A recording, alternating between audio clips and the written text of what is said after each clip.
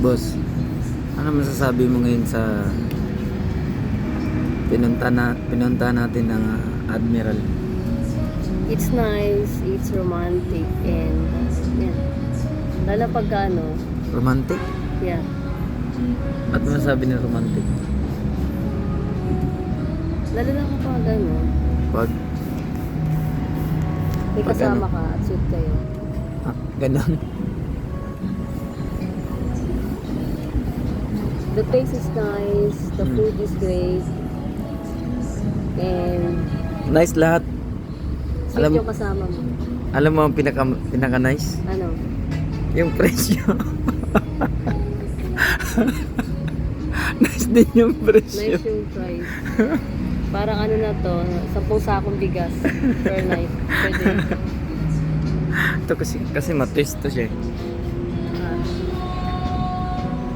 Tapos no? ito ba yan? Medyo. Sexy mo boss. Thank you. Alright. Nice kayo place guys.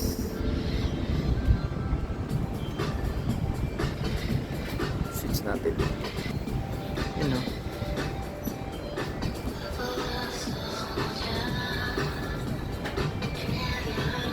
Ninth floor lang to, di ba? Oh no, it's a high-rise building. High-rise means like it's 20 to 30 floors. So nasa 9th floor lang tayo amenities. Ah, yun yung ano, yung pinasokan natin Oh, kagabi. oh, Hindi, high-rise yun eh. hindi yung kagabi ba?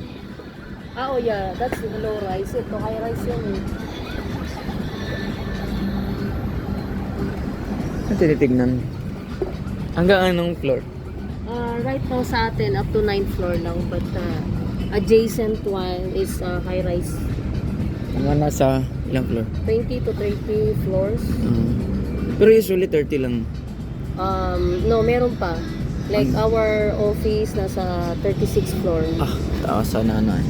Yes. Yung mga ganyan boss. Kataas. High-rise yan. Mga ilang floor yan? That would be, nasa ano yan? 50. No, nasa 30 lang yan. Ah. Kasi pag near the airport, they're not allowed to have a high-rise building. So may mga certain places na bawal. Mga Lalo 30 na lang, kapag- 30 lang. Yeah.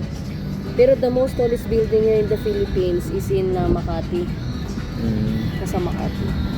okay.